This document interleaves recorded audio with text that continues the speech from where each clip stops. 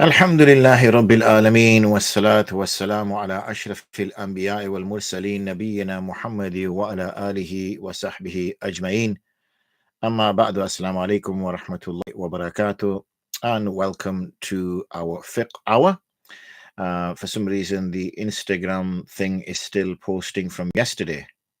Ajib. Anyway, once it does that, we'll be able to go live on that. But obviously, in the meantime, we can go live with our YouTube, Facebook, and TikTok. So Hamza starts off without giving salam. Oh, naughty Hamza, naughty Hamza. And he's straight gone into our perfumes with ambergris. Can't see it because there's a little heart here. I don't know why there's a little heart here. Ambergris allowed. I would have to check what ambergris is, if I remember correctly. So let me check what ambergris is. I've forgotten what it is. And then I will get back to you, inshallah. Or if you wish to check it, Hamza, you can check it and post it on here, and then I'll be able to tell you if it's all right. Wa alaikum assalam wa rahmatullahi wa barakatuh, Iman. Yes, Usama, like clockwork.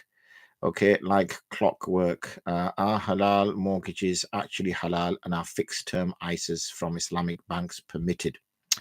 So, Osama, this was one of the questions that we had from yesterday, which you have rightly remembered. And at 7 p.m., as you promised you would do, you have put it up on here. Alhamdulillah. Even though you're saying I'm slim, I appreciate that, Osama. You're not so slim yourself. Alhamdulillah. And yes, I knew that would trigger something in Iman's head because we've got the abortion topic next, which I have written there as well. So we will tackle that as well. So it's all go. It's all go, alhamdulillah. So let's start off with the halal mortgages. So we need to first start off about talking about how the world financial systems operate. The way the world financial systems operate are not Islamic. I don't think that comes as a surprise to anybody. They are all riba based. That's just the way the world goes round. And the way countries do business with each other and the way countries do business with things like world banks and international monetary funds and things like that are also all to do with riba. Therefore, let's be real. Okay. A very small minority, unfortunately, are first pushing for Islamic mortgage, Islamic systems. Then, secondly, on top of that, those organizations or those people aren't necessarily met by that same level of support from their governments or from governments generally. When you talk about Muslims living in the UK or Muslims living in Western countries, then we are even a smaller minority. So, for example, in the UK, there are approximately 3 million Muslims. Of the 3 million Muslims, obviously a significant portion of them are children and a significant portion of them are old age pensioners. So there's only a small percentage left of that 3%. So or 3 million rather. So let's assume that leaves about 1 million people, say.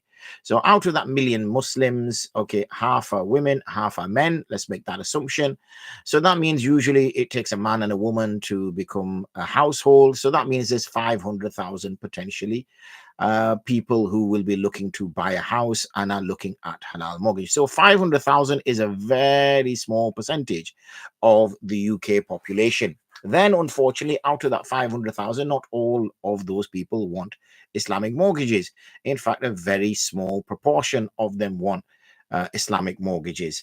You know, the sign of a person's Islamicness can easily be assessed from the masjids, how full they are outside of Jummah.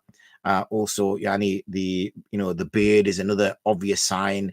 The ladies practicing hijab is another sign. So we see all these signs, obviously. So therefore, it's a very small percentage of people that are interested, and it doesn't necessarily make lots of money for people.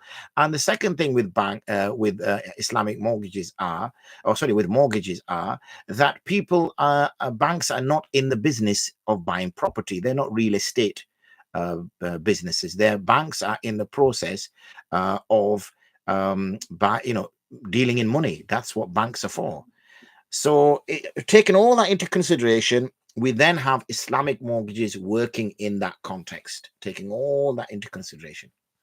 So they do try their utmost to try different vehicles and different mechanisms. So whether it's diminishing musharaka, whether it is murabaha, whether it is, they're the two usual ones.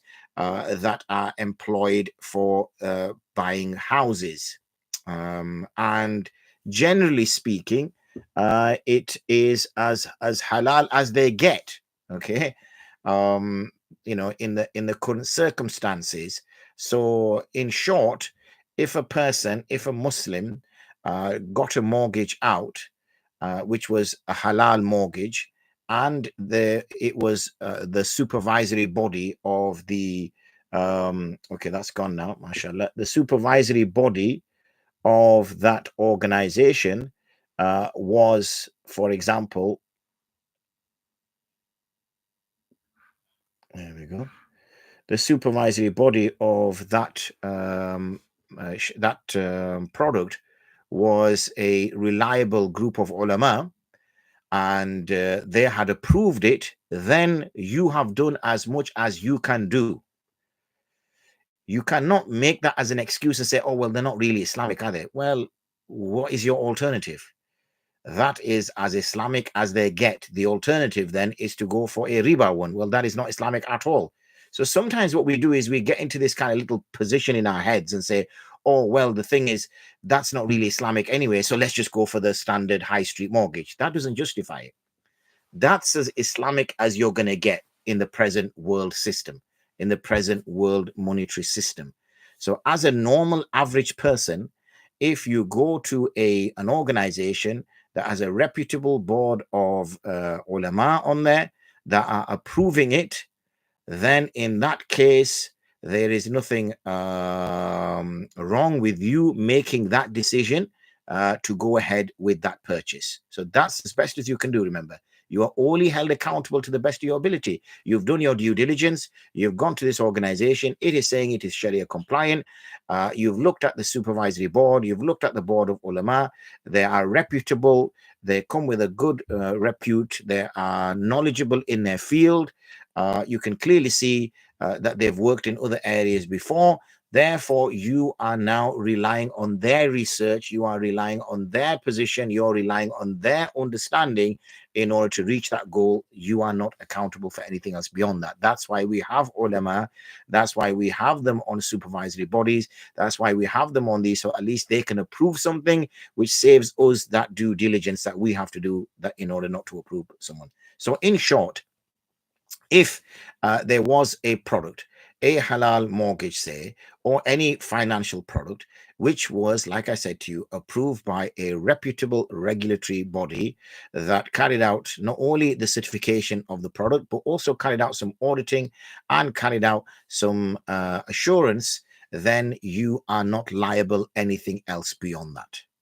It is not your job now to ring them up and say, I want to come into your office and go through all your files and whatever. You've done it to the best of your ability.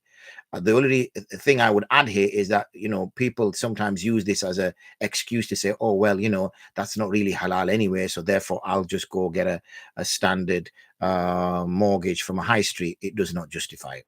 So I hope that has covered that in great detail. So anything, obviously, that's removed from a living creature, that is a fluid, I'm assuming that's what it is. When you say that's the stuff, I need a little bit more specific than that. But if it's assuming that it is a liquid that is removed, then it is considered as pure, and there's no issue with that at all. The discussion on abortion. So we're starting off with some really big ones, aren't we? Halal mortgage, and the next one is abortion. So when we look at abortion is the step that a couple take, particularly obviously the woman takes that step, which is to terminate a pregnancy after conception. Okay, after conception, a woman terminates the pregnancy. Now, in a general sense, Islam permits non-permanent contraceptive methods. So, for example, if for whatever reason, either because the family are giving time to give tarbiyah for their children, so because they're giving time to give tarbiyah to their children, they are wanting a space, as we call it, family planning. They're wanting a space between the children so that they can give more time to that child and give them the right education, and then maybe a year or so later have children, or because the woman is suffering physically from her last birth, and obviously she needs to physically recover before she has any more children. That's the reason. Or it could be just, the woman is just taking a little bit of a break. She's got some responsibility coming up. She needs to look after her mother. Her mother has fallen ill, and she wants to be around for her to look after her mother. Can use non-permanent contract before conception. Of stopping pregnancies are permissible. So there's nothing wrong with stopping a potential pregnancy. The problem comes up is after pregnancy. Now, even if it's only at cell level, or it's a week old, or it's a month old, or whatever, then we are taking steps here to stop the growth of a potential child. Now, originally what it will be is before the soul is blown in, then in that case, what we have, for example, is this is a piece of the woman, because as yet the soul hasn't blown in, so it's a piece of her flesh. So like, for example, a woman has an ear, a woman has a finger, a woman has a nose, all this is part of her body. She cannot take anything in order to destroy that part of her body. So similarly, that unborn child or the unborn fetus at the moment, or there's no soul in it, is still part of her body, and she's no grounds or reason to destroy it. There is no absolute agreement on when the soul is actually blown in. There seems to be some kind of general view around 120 days after conception, that's the time when the soul is blown in. And then you'll find no scholars give permissibility after the soul has blown in. But there is some permissibility that's usually granted before the soul is blown in. However, that's based on the view that it's not a child. However, even then, we cannot take matters into our own hand. Once, obviously, conception has taken place, now we should just follow the process and, go ahead and have the child. What is the reason? Now, sometimes you get people saying, yes, but, my unborn child was medically declared ill, or I would have to look after the child for the rest of my life, or there could be complications or whatever. Then there's numerous examples of unborn children that have been diagnosed with some brain, lack of brain growth or some other reason, and the surgeons and the doctors have said what you need to do is you need to carry out an abortion, and the woman's confused as to whether she should or she shouldn't, and she hasn't done that. And those children have been born with some kind of birth defects. But what's happened is that child has actually grown and started to develop later on in life. So one cannot categorically say that, yes, there might be some telltale signs that this child is going to develop this or this child is going to develop that. I always say this to a person, that would you take a child that's 10 years old, even if they are slightly physically impaired or even mentally impaired, would you kill that child? And they say, no, I wouldn't go and put my hands around the neck of a child that I've got who's either physically impaired or mentally impaired in order to kill them. So then why do we justify it when the child is in our womb? Why do we justify it? Is it because it doesn't look like murder, or it doesn't feel like murder because of the fact that we can't see the victim, or the victim doesn't have any identity, it doesn't have a name, nothing has been ascribed to it, or things of that nature? So there was no, there was never any effort made. And, there is a way to abort a child even in days gone by. It's not a very comfortable way to abort a child, but there is ways to abort a child even 1400 years ago. So there's never been any discussion around that where it was decided that a child should be aborted or anything like that. And there's no conversation either we see, with regards to a child born out of wedlock, which was in days gone by, which was a state of humiliation, a state of disrespect, something that was with you now for the rest of your life. There's never any records of, that I've come across anyway, of any instruction of terminating that. So, there's many sisters out there who would long for a child and they don't have a child, and they go through all lengths to have one, whether it's IVF or anything like that. And then there's other women who are very fertile and have regular pregnancies, and they don't want pregnancy, so they're always carrying out abortion. It seems that we're not really happy with the will of Allah, and we would take whatever steps we would want to take in order to fulfill what we wish for. Assalamu alaikum. Can a woman on menses write ayats from the Quran? No, she cannot really, because the fact that she's in a state of haid, when she's writing them, as soon as she finishes an ayah, it's now a verse of the Quran. And obviously she's touching it and whatever. If there's some way of her physically not touching what is becoming a mushaf, then there is something. But I don't understand why a woman, unless she works as a calligrapher, why she would be necessarily writing ayats from the Quran. Can a women on menses write the names of Allah, hadith, and du'as from hadith? There is some scope of permissibility with regards to hadith and du'as, which are masnoon du'as, meaning from hadith. There is some permissibility, but again, apart from somebody who is a calligrapher, I don't understand why somebody would be writing these out. Maybe if she's a student or something and she's trying to memorize them, it's always best to memorize them in the heart anyway in those days, and avoid them and write them in days when she's pure. Hamza, remember to give me salam, mashallah, wa alaikum salam wa rahmatullahi wa barakatuh. The money from the sales of a house bought on mortgage is not halal. This is a little this is a bit of a gray area. The problem that we find, you see, is that so many people are involved in mortgages to then say that when they sell that house, the one that they bought on a mortgage, that property is not halal for them, would have long-term impacts, because the reality is that when you enter into a riba contract, then that riba contract is invalid. But obviously, because we live in a country which does not apply the Sharia, that contract is valid. It goes through. So legal ownership does pass to that person. So this is where we have the crossing of laws, where according to the UK law, that you become the owner of that property. So if you buy a property on a mortgage, and it is a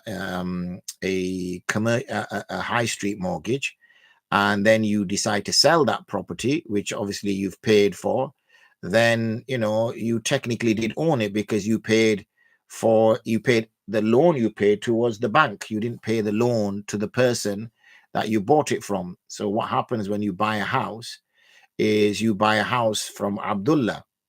So if you are Fatima buys a house from Abdullah. Abdullah says, my house is for £200,000. Fatima says, I don't have £200,000. So bank steps in, and bank says, that's fine, I will pay the £200,000. So bank pays the £200,000. So now you've bought the house for £200,000. So you own the house for £200,000. But bank says, okay, I know I gave you £200,000, or I lent you £200,000 to buy that house, but you're going to have to pay me back £300,000. So now that's a separate transaction there that you're doing now with the bank. So it's like two transactions taking place. One transaction is the purchase of the property, and the second transaction now is paying back the loan, or in this case, the mortgage, back to the bank. So therefore, that's where the issue comes up. That's where the problem is. Whereas your initial purchase of the property, because you own the property right from the word go, as soon as you buy it, even if you buy it with a mortgage, then your name gets written on the deeds. You own the property, but obviously you've not paid it. You might have only paid, a few £100 towards it, or maybe a few £1,000s towards it. You may have not paid anything else. So therefore, how is it that you own that property? Because you own that property because you got a loan from the bank. Now you're paying the loan back. That's one of the issues when we spoke earlier about halal mortgages, is that the bank never owns the property in the case of giving you a loan. So the bank is happy, because what the bank is doing is only acting as a middle person and giving a loan. Whereas if you want to make this halal, the bank has to become the owner of the property. That's the issue. So when the bank becomes the owner, because even if you look at it, say diminishing musharaka, then in diminishing musharaka, the bank becomes the owner of the property, and you own 10% of the property, and the bank owns 90%, say, of the property. So you've paid a 10% deposit, the bank paid the other 90%. So 90% of the property is owned by the bank. 10% is only owned by you. Now, over the next 30 years, you're going to keep buying small pieces of the bank. small pieces of the house over the next 30 years, bits and bits and bits of the house. And therefore, the bank is going to slowly reduce its ownership in the property, and you're going to increase the ownership in the property. But we know banks don't like to own properties because banks are not real estate dealers. Banks just buy and sell money. That's how banks work. Okay.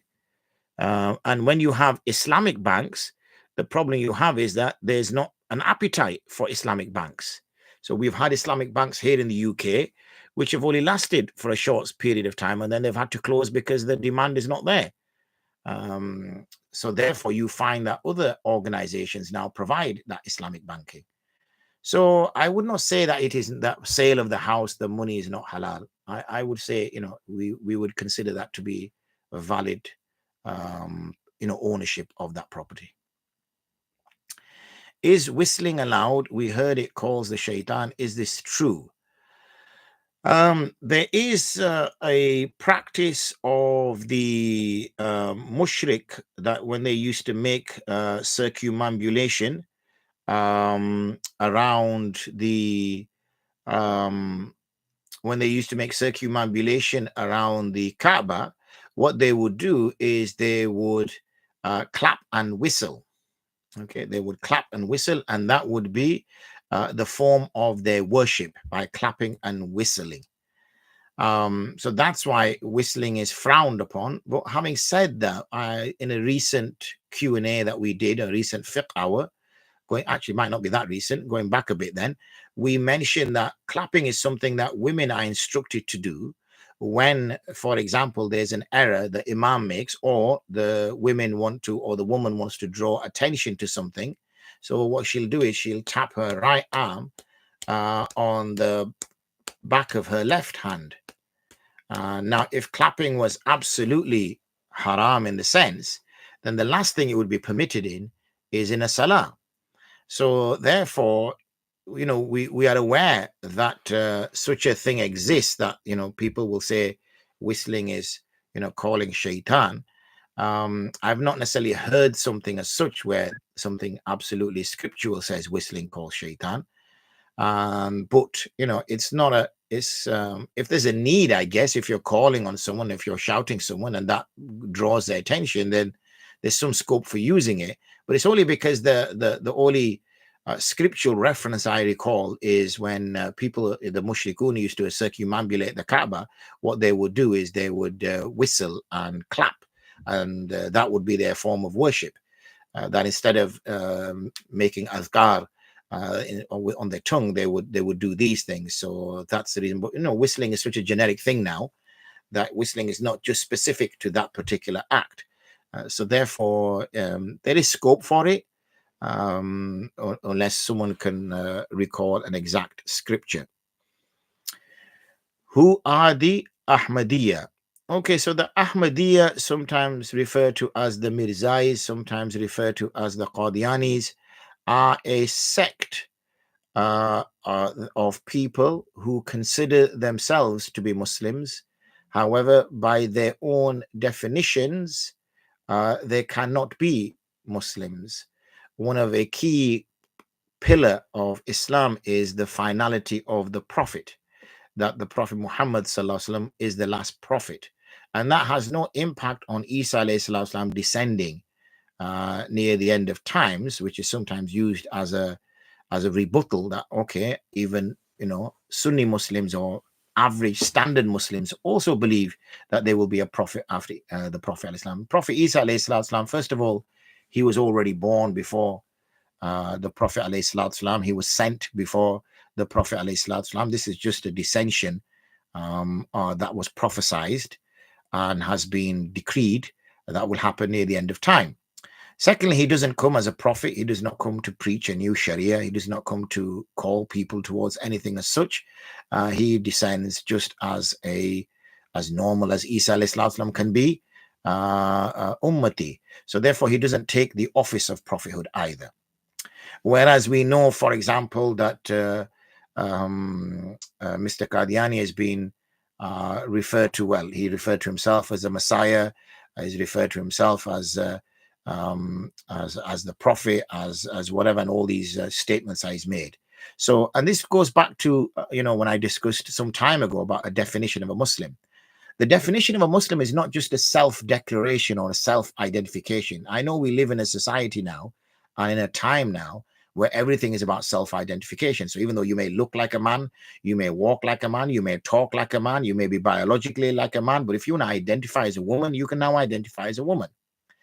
And that's really some of the issues that we have now. And similarly, obviously, orientation, we can identify ourselves also by that. So because we live in this, self-actualization world, liberty is liberty on steroids, where literally you can, make these statements which would be seem problematic, that you have something not quite right if you made those sort of statements 20, 30 years ago, but now it's absolutely valid because you can define yourself in whichever way you can. Then you're finding people who are saying, well, I'm Muslim, and yet they are considering acts which would take a person out of the fold of Islam as halal. Because when you consider an act which is haram and has been categorically stated that it is haram in unequivocal scripture, in clear text, and you say, no, this is halal, then there is a big problem, because you're denying, say, a verse of the Quran, or you're denying a mutawatir hadith of sort, and therefore that has a direct consequence on a person's faith. How can a person declare faith in Allah and in his book when that person then denies part of that book? It just does not make logical sense. So therefore, even though a person, it's like, for example, a person who believes that Jesus is the Son of God, who believes that salvation is only through Jesus, who believes that, Mary is the mother of God, and then says, but I identify as a Muslim. And so you'd say, wait, sorry, say again, come again. And they said, oh, well, I believe Jesus is the Son of God.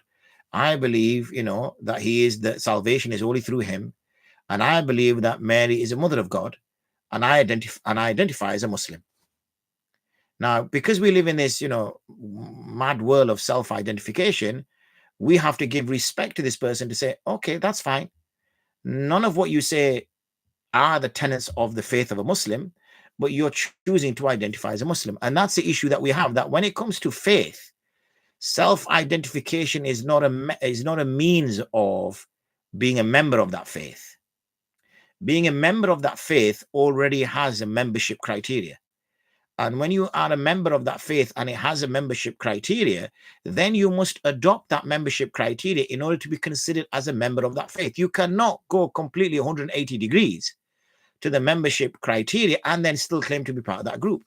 Okay, so for example, if I have black hair, well, white hair now, gray hair, and there's a group called the ginger-haired people, the freckled, ginger-haired, blue-eyed people, and I say, oh, I'm a member of the ginger, freckled, blue-eyed people, and everybody looks at me and says, oh, okay, but you don't have ginger hair, you don't have blue eyes, and you definitely don't have freckles.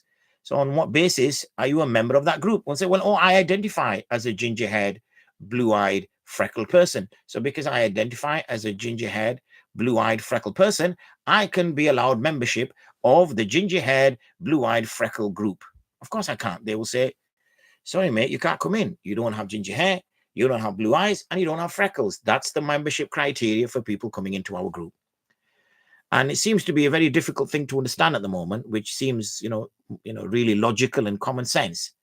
And therefore, those people who claim to be Muslims have to fit that criteria of how a Muslim is defined.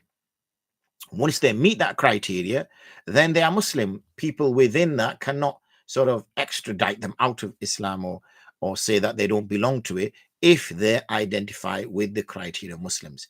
And that's one of the things which this group do not do. Assalamu alaikum wa rahmatullahi wa barakatuh. My knee has a bump on the front, and so I can't do sajda on it. Should I do the sajda on a chair, or is there another alternative? You should try to make sajda in such a way that you don't put weight on your knee. So you sit on the ground, with your feet to the side, very similar to how maybe a woman would go into sajda. I'm assuming you're a bloke.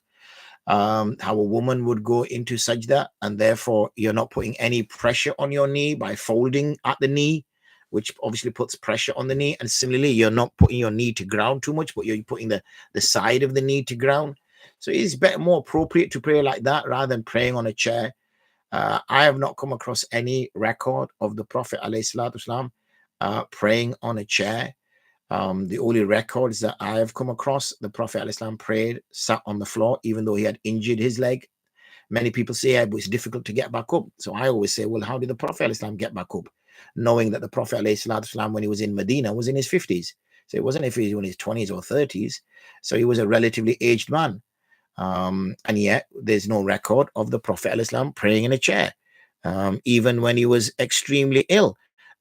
In the last illness of death, we see that he would come around when he was unconscious. When he would gain consciousness, he would say, have the people prayed? And they would say, no, Prophet of Allah, they're waiting for you. So again, he would try to gather himself and move, but he would collapse. So, and he went through that phase a few times until eventually, when he was relatively strong enough, two companions came him and literally dragged him with his feet behind him to the first saf, where he led prayer by sitting down. So, until it's such an injury which a person can't do that, then that's another thing. But when a person can move around, then he should, sit on the floor, but try his best to get some kind of sitting as a comfortable position as possible. So at least he can do as many of the acts of salah as possible. Because the point is that when it comes to the acts of salah, the movement in particular, the ruku, the sajda, the qaida akhira, the qiyam, these are fard. So if you omit them for, I'm not saying that's the case here, but I'm not really feeling it today. Feel a little bit of a pain in my hip, feeling a little bit of pain in my knee, my shoulders playing up, my elbows hurting a little bit, or whatever, and we omit those compulsory acts, then salah is not valid. That's something we have to bear in mind. So yeah, we're going through all the motions, but the salah is not valid. So it's only when you physically just cannot do that. And remember, the Prophet ﷺ, bear in mind, he passed out so many times whilst being concerned about moving for salah, and yet he made every effort to do so. So hope that makes some sense.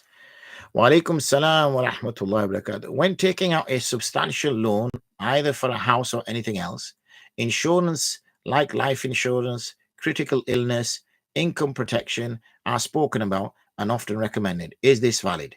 An example is you pay X amount monthly, and if over X period, you're using two unknown figures by the same letter X, so your algebra is going out the window. So we're going to replace the second X with Y. So an example is if you pay X amount monthly, and if over a Y period of time of the loan you pass away, a lump sum will be paid out to the next of kin to cover the remaining balance of the loan. Yeah, so this is a fairly standard offer that is made for people who are usually taking out substantial loans, most likely mortgages, but also substantial loans, in which there is always the risk, because this loan or this mortgage is over a period of, at least a couple of decades, if not 3 decades. And usually people are buying houses in their mid-20s, maybe in their coming up to their 30s. So 25 years is going to get you pretty much into your 50s, if not knocking on the 60s door. And we know if we're not really looking after ourselves in our 50s, we could be pretty much in a poor state, potentially close to, knocking on the grave's door. Or one foot already in the grave. So therefore, what do you do in those circumstances? And the fear factor that's put in is that, oh, you're all right, mate, because you're earning, X thousands of pounds a month, so you can cover this mortgage and some. But what about your poor wife, or what about your poor children who at this moment in time aren't working, or your wife is not earning as much? How will she deal with that? She will be eventually, kicked out of the house, and she won't have nowhere to live. And we always have these kind of scare stories that we get told about it, and we kind of abandon our faith in Allah. That, oh, hold on, where's me turning to Allah? Where's me, requesting help from Allah? What is it really, me paying this mortgage off, or is Allah subhanahu wa ta'ala? So that's one of the problems that we have. That aside, there is nothing wrong in taking the word insurance is used, but taking steps in order to protect oneself in these circumstances. However, unfortunately, like our discussion on mortgages, most of the financial products that exist that do these sorts of things are riba based. So for instance, if you pay X amount monthly, so let's just say I decide, you know what, I'm going to buy a property, and the property is, 400 grand, no, 300 grand. So the property is worth 300 grand. And I've put down a 30 grand deposit. And let's just say I put a 50 grand deposit and I owe 250 grand. So 250 grand, but the company, the mortgage providers tell me that, hey, you take out insurance cover, and if you happen to die during this period of 30 years, your mortgage will be covered. So you think, okay, sounds like a good plan. Does that? How much am I paying monthly? So they say, oh, you pay £50 monthly. I know it's a ridiculous figure, but it just works for the maths. Okay, let's say you pay £100 monthly. So you think, oh, okay, £100 monthly, that's not bad. So I'm paying £1,200 a year, which is a small amount to pay, but with the heart and the comfort to know that if, say, God forbid, I died, then they're going to clear a 200 grand mortgage for me. Can't be bad. That's where the riba is. Because if all you've given is 1,200 quid, say year one starts and you're paying £100 a month, and after year one, you die, you get run over. Okay, you're on the way home with your nice takeaway in your hand, and someone runs you over, right? And you die. So you've only paid £1,200. You've paid £1,200. Okay, my apologies. Anybody else having problems on Facebook? Somebody saying that they can't hear me clearly. Can you hear me now? Hopefully you can. So going back to that point, so you get run over, right? You've only paid 1,200. Now you've paid 1,200, and now your mortgage company, because it was an insurance, they are now, by the insurance company, going to get paid out to cover the remaining of your mortgage, which was, remember, 250 grand. So because it was 250 grand, you've paid only 1 grand so far. Honestly, you've made some payments towards your mortgage as well. So let's say that just totals 5 grand in total, both the 1,200 for the insurance, and obviously you've covered 5 grand payments. So now there's an outstanding amount of 245,000, and they clear that for you.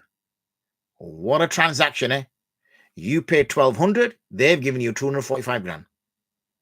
So how can it be permissible that you've only made a payment of 1,200 and they have made a payment of 245 grand? That's not halal. That's riba in its most absolute finest sense. Gambling on a situation that if that situation was to occur, then I will be in a good position. Well, you won't be, because you'd obviously die. And also you'd die with a riba transaction hanging over your head. The other thing is that, okay, you don't die and you make a £1,200 payment for the next 30 years. So that comes up to be about, 40 grand or something, or whatever it is. So you've now just given 40 grand for nothing. Now you might say, yeah, but it's for, that peace of mind. Well, how can it be for peace of mind when, nothing happened? Peace of mind is when we believe in Allah. That's where you're going to get peace of mind. You're never going to get peace of mind, because if Allah wanted, even in that situation, you could end up. And then, the small print comes in, and they always try to find ways. You ask somebody who's had a problem with a car, and they're making a claim for a car, which was not their fault at all, and the third party is not willing to pay it, and therefore your insurance company has to give you it. Suddenly all these little small print, fine print comes out. Having said all of that, if there was a halal method of providing insurance, okay, say, for example, a group of people came together and they said, what we're going to do is we're all going to pay £10,000 a year into a pot. And there is 100 of us. Well, that's a big number. There's 10 of us. So 10 of us times 10,000 is 100 grand. So each year there's going to be 100 grand. Each year there's going to be 100 grand in this pot. And the aim is that if any one of us 10 people die, then we will use what's in the pot to pay off that person's mortgage. So that's what they agree. Yeah, we all agree. So after year 2, there's now 200 grand in that account. After year 3, there's now 300 grand. After year 4, there's now 400 grand. After year 5, there's now 500 grand. So potentially 2 people could die and their mortgages could be paid off. They also agree that what we will do is first we will take back what we've paid in over the years. So because you're paying in 10 grand each year, you are entitled to take 10 grand back out because it's your money. So after 3 years, you're entitled to take 30 grand now. So if you had to make a claim, let's just say you died, and you're now making a claim of 250 grand, 30 grand is your money anyway. It's only now the 220 grand, which is not your money. So then you all agree that what we will do is if one of us dies, we will give him his money back. And also we, the 9 of us, will pay off his mortgage. Okay. Now, a person can help another brother out as hadiyah. You can do that. So that's an agreement that can be made. It's called, sometimes referred to as cooperative insurance. There's also takaful insurance, which exists, which is another Sharia valid form of insurance. So this is a detailed understanding. First, conceptually, what insurance means. Secondly, the types of insurances. That's why whenever you mention the word insurance, whenever you mention the word mortgage, immediately people say, oh, it's haram. Why? Because 99.9% of the products that are available are non-Sharia compliant. That's why they say it's haram. But conceptually, there is obviously an issue with insurance conceptually. However, it is permissible if you construct the financial mechanism in that way. Wa alaikum salam wa rahmatullah, Mr. Dinger. A bit late today, young man. What amount telephone use is allowed during Itikaf or would be considered contrary to the purpose of Itikaf? I guess that really depends, Maulana, on the use of the phone. For some people, they will get questions on their phone.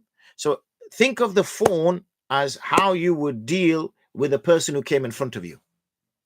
Okay, that's all the phone is. So if someone came in front of you, so let's just say you're a Maulana and you're in Itikaf and people are sending you questions all day. So would you stop somebody sitting in front of you whilst you were in Itikaf and saying, Mufti Saab, I have this query, can you help me? You will answer that question. Mufti Saab, I did this, is my fast valid? Yes, it is. Oh, Mufti Saab, I did that, yes, it is.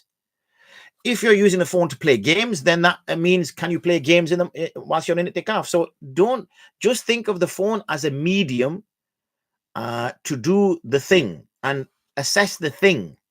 And if you can't do that thing, then you can't do that thing on your phone. Okay.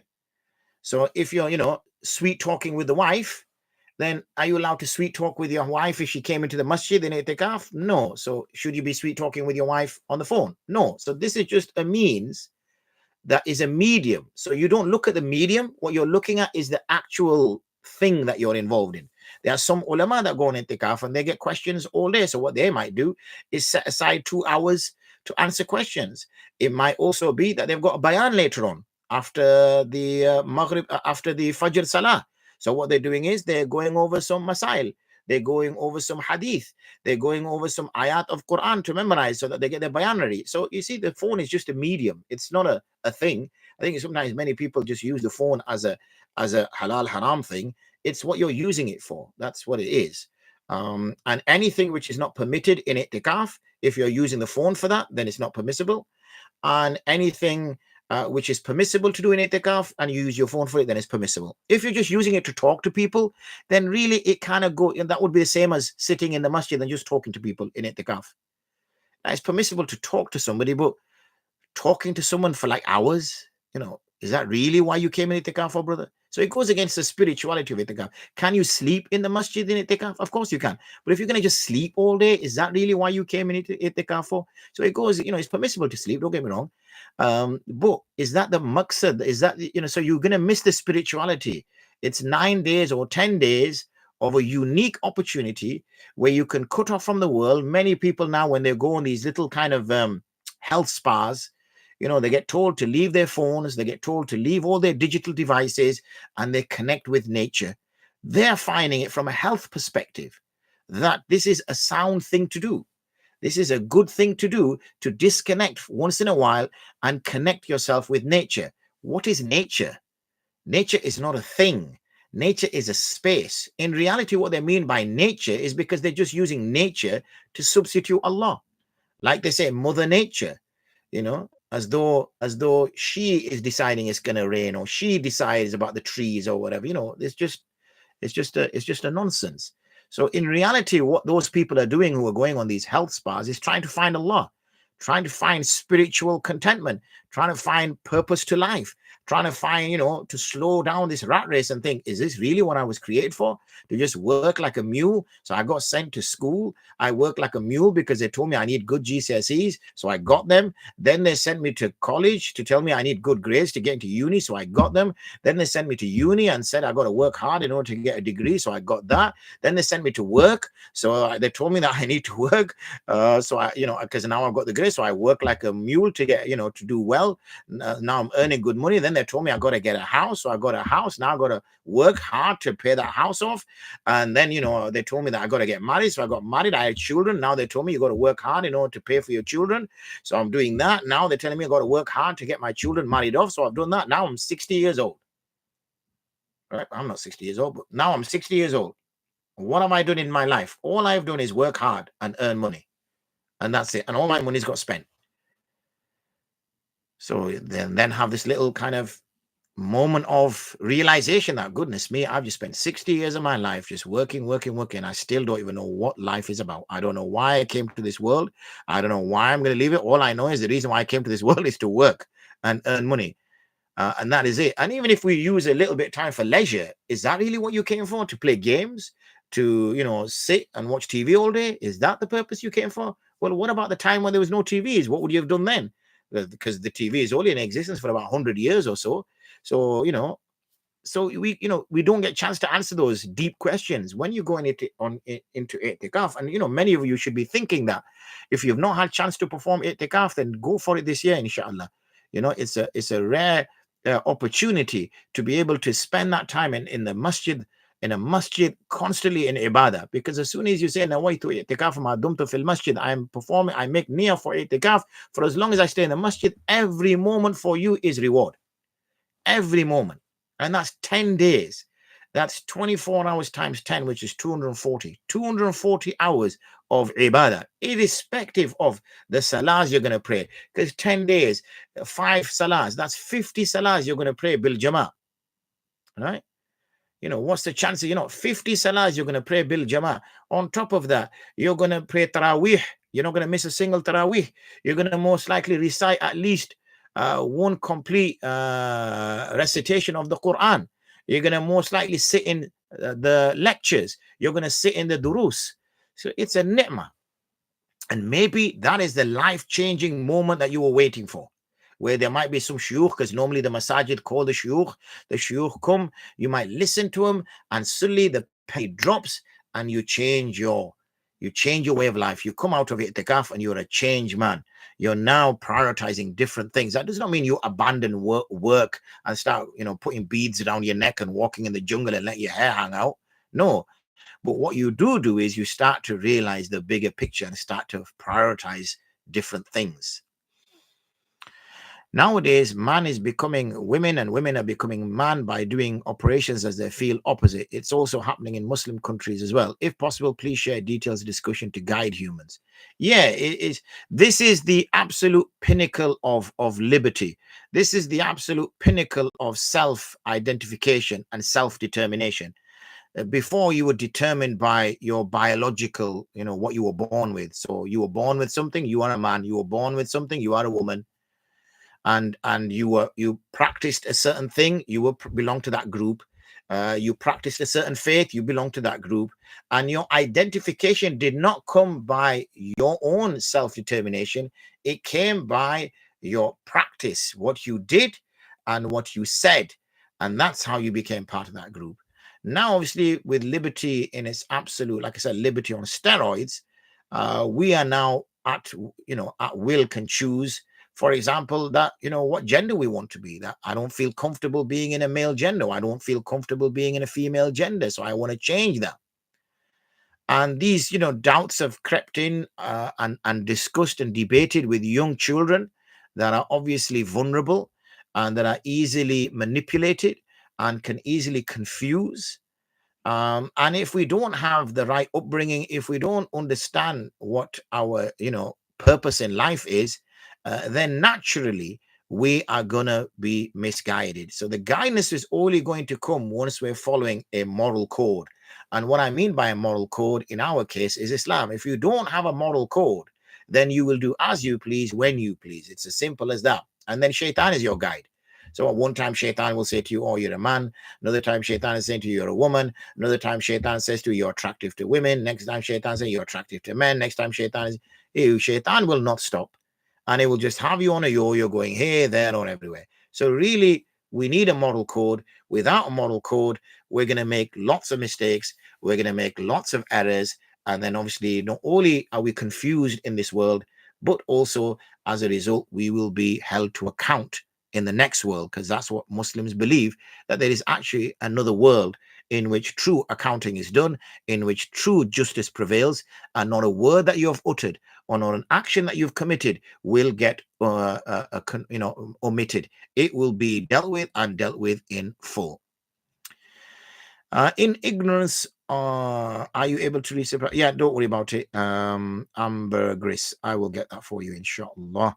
Is ignorance of the rulings of the Sharia excusable, or is one only required to learn details of a specific only when finds himself in that situation?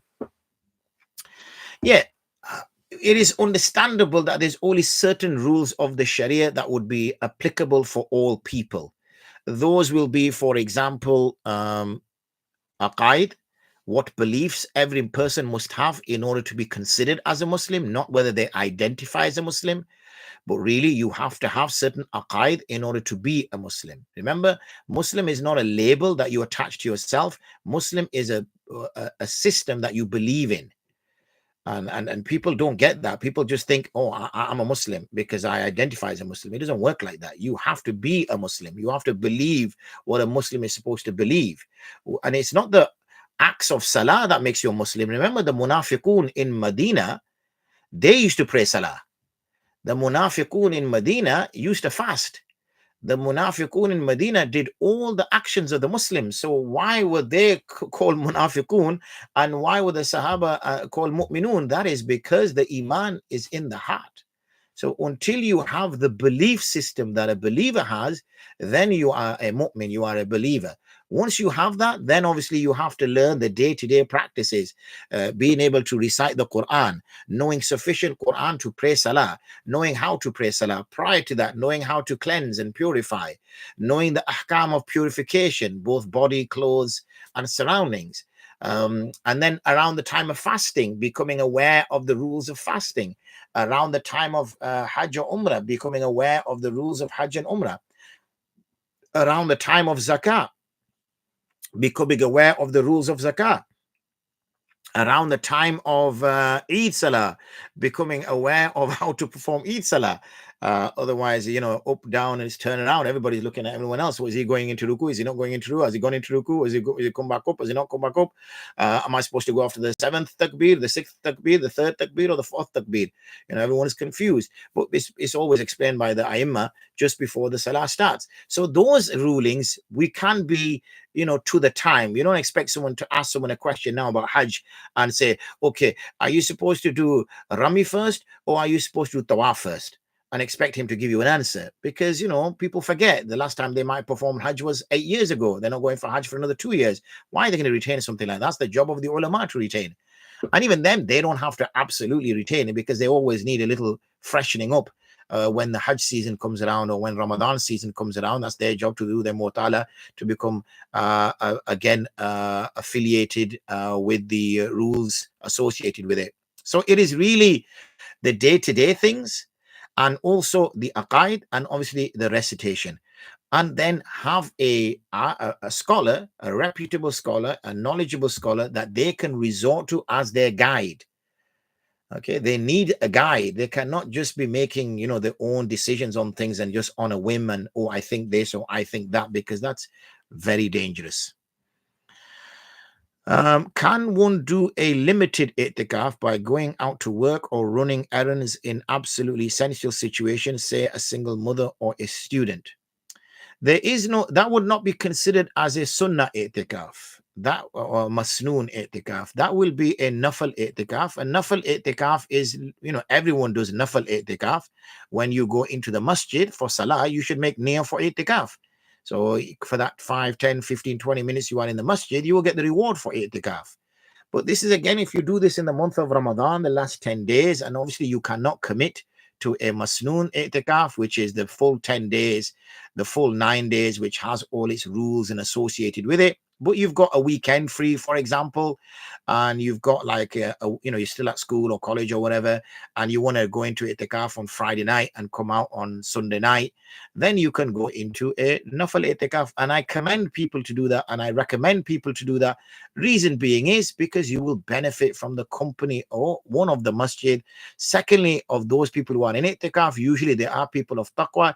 And thirdly, you're going to get plenty of ulama. This is ulama season. So, exploit them in the sense of get as much ilm as you can get from them, sit with them, learn from them, talk to them, get to know them. Get on familiar terms with them. Maybe just their phone number on your contacts list might bring barakah to your phone. So so even if it's 2 days, even if it's 3 days, it is of fayda, it is a benefit for you. But one cannot do a masnoon itikaf by saying, okay, I'm going to be in itikaf, but I'm going to have to pop out for work. I'm going to have to pop out to drop the kids off and pick the kids back up from school.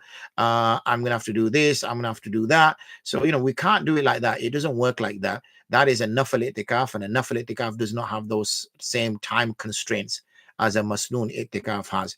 But, once in our lifetime, we should, at least get an opportunity to do itikaf. Bearing in mind, the Prophet ﷺ would annually do itikaf, and it is a good 9-10 days of a refresher. It's a good 9-10 days of resetting the button. We use 350 days for our worldly pursuits. Surely we can, did I say 350? Yeah, 355 days for 354 days for our worldly pursuits. What, we can't dedicate 10 days, 9 days just to clean up the slate and prepare for a better year? Then clearly we have our priorities mixed up. And we can always say, oh, well, I've got work, oh, I've got children, oh, I got this. Trust me, you'll be making excuses till your beard goes grey. There'll always be some excuse or the other of not to doing a really righteous act. So don't make excuses. You actually, it's a bit like going to the gym, isn't it? You'll always have an excuse not to go. It's a case of parking that up or learning a new skill or whatever. We always have excuses. Maybe one for tomorrow, inshallah. But is there a specified way in the sunnah for someone to create their will? Yeah, excellent, Mr. SK. That is one for tomorrow. So maybe, inshallah, you can join us tomorrow. Because we are now 1 minute away from finishing, and you can act as a reminder for us by coming on and saying, please remind you about this question, inshallah, and then we can answer that question. So jazakumullah khairan to all. Another active day on the old YouTube. We didn't get much, I don't think, on the old Facebook. I don't unless I missed it. No, alhamdulillah, it was all right. We had lots of people joining. Only Mr. Dingers was giving us salam and asking something. Everyone else was just watching from a distance. Some students there as well, mashallah. Anyway, on that note, on that exciting note, even though it wasn't exciting at all, but I just made it exciting. On that exciting note, sending durood upon Prophet Muhammad sallallahu alaihi wasallam. You are now in on the day of Friday because the night comes before the day. So use this day effectively. Make your preparations for Jum'ah. Clean pair of clothes. Trim any nails, a nice ghusl in the morning, and Surah Kahf. But also, another week has gone. And have you moved forward in your relationship with Allah? Are you still stationary in your relationship with Allah, or have you actually taken a couple of steps back? That is for you to assess, your little self-assessment. We will be, inshallah, back as always, inshallah, of course, 7 p.m., same time, same place, same platforms. وآخر دعوانا with different questions. وآخر دعوانا, it would be a bit silly if we had the same questions, wouldn't we? All you have to do is watch the same thing again. Why would we answer the same questions again? وآخر دعوانا أن الحمد لله رب العالمين. السلام عليكم ورحمة الله وبركاته.